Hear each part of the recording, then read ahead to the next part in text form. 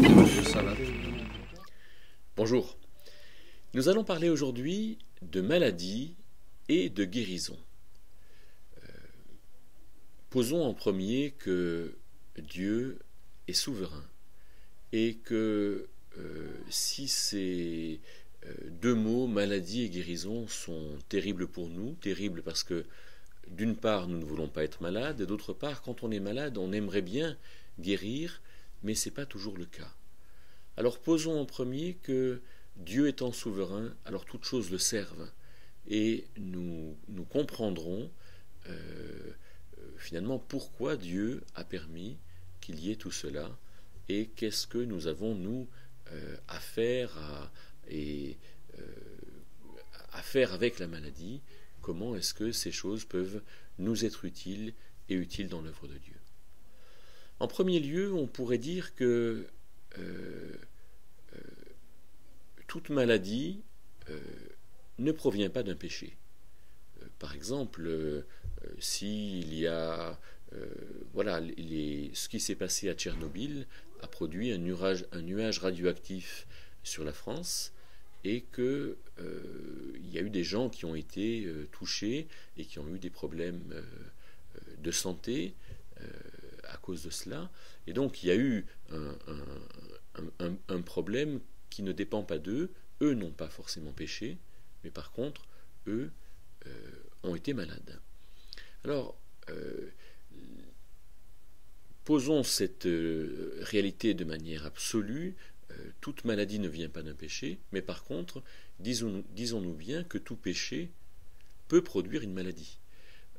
Proverbe 8,36, par exemple, dit que c'est la sagesse qui parle, que celui qui pêche contre moi, dit la sagesse, fait du tort à ton âme. Et dans le Nouveau Testament, on a un peu l'équivalent. Par exemple, dans Éphésiens 6, versets 1er, 2e, enfants, obéissez à vos parents, c'est le premier commandement avec promesse, afin que tu prolonges tes jours sur la terre. Il semble bien que le fait de bien faire les choses a des retentissements sur notre santé, sur le nombre de jours et sur leur qualité. Dans la 3e lettre de Jean, Jean va dire à Gaius, bien-aimé, je souhaite que tu prospères comme ton âme prospère. Comme quand mon âme va bien, il semble bien aussi que mon corps aille bien. Donc faisons attention à ce rapport entre la qualité de ma vie intérieure et ma santé. Mais disons-nous aussi que Christ est venu aussi pour guérir les malades. Et dans en Matthieu 8, par exemple, versets 16 et 17, on voit qu'il est venu pour nous guérir de nos langueurs, qu'il a porté nos maladies. Donc il y a quelque chose qui est clair, l'œuvre de Christ va jusqu'à faire réparation dans ce que nous avons mal fait. Mais voyons aussi, par exemple en Philippiens 2, verset 27, que Épaphrodite, qui était le collaborateur de Paul, a été malade jusqu'à mourir.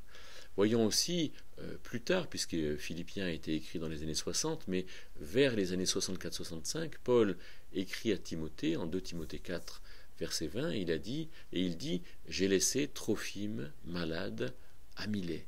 Et Paul était quand même cet apôtre puissant, cet apôtre qui, logiquement, si tout le monde, tous les chrétiens devaient être guéris, alors il n'y a pas de raison qu'il n'ait pas guéri ni Épaphrodite, ni Trophime. Donc attention à comment nous comprenons ce que pourrait être le don de guérison. Alors il est clair avec 1 Corinthiens 12 que à chacun de nous est donnée la manifestation de l'Esprit. Et nous, dit la fin d'un Corinthiens 12, nous devons chercher avec zèle à mettre en œuvre cette manifestation de l'Esprit, à vivre dans l'Esprit et de fait à la manifester avec zèle. Donc finalement, quand nous sommes en face d'un malade, il est tout à fait logique de prier pour la guérison du malade et de ne pas douter. Et c'est absolument clair. Mais alors, nous voyons ici que dans cette prière, il y a quand même d'une part la responsabilité du malade, d'autre part la responsabilité de celui qui va prier pour le malade, mais enfin, il y a aussi l'œuvre de Dieu qui s'accomplit, et nous ne savons pas s'il nous faut dire de fait que Dieu guérisse systématiquement avec l'exemple d'Épaphrodite et de Trophime. Mais alors, Jacques, dans son chapitre 5, à partir du verset 14, va poser des choses de manière assez claire. Il va dire, si quelqu'un est malade, qu'il appelle les anciens de l'Église. Alors c'est intéressant de voir comme ce problème de maladie, qui est un problème individuel, va concerner la collectivité. Il y a bien lieu d'appeler les anciens de l'Église. D'une part, ça concerne l'Église, et d'autre part, ça concerne les anciens, ça concerne donc l'autorité dans l'Église. Donc on voit que celui qui est malade est responsable de faire quelque chose, est responsable de mettre en œuvre une démarche collective, celle de l'Église. Et alors, il est dit, que les anciens loignent d'huile. Qu'est-ce que ça peut vouloir dire cela? D'une part, l'huile était à l'époque comme un médicament, on utilisait l'huile un peu pour tout. Et donc, voilà, peut-être que aujourd'hui, ça veut dire que les anciens encouragent la personne à se soigner, à faire quelque chose pour se soigner, mais on sait aussi d'un autre côté que l'huile est le signe et le symbole de l'Esprit de Dieu, et donc peut-être que pour le malade, ça montre de manière assez claire que Dieu l'appelle à faire quelque chose dans sa maladie ou de sa maladie, à être un missionnaire dans sa maladie, un missionnaire dans sa circonstance difficile. Et alors il est dit au verset 15-16, « Et il sera guéri, et il se relèvera, le malade. » Il y a donc quelque chose qui résulte de l'œuvre de Dieu dans le malade, concernant sa santé ou concernant sa mission, ce qu'il doit faire, et le malade se relèvera. Alors, est-ce qu'on peut dire, nous, que le malade sera comme ceci ou comme cela? Je ne crois pas. Par contre, qu'il se passe quelque chose, ça c'est absolument certain. Mais pour finir, notons quand même qu'il est dit « Et s'il a commis des péchés, il lui sera pardonné.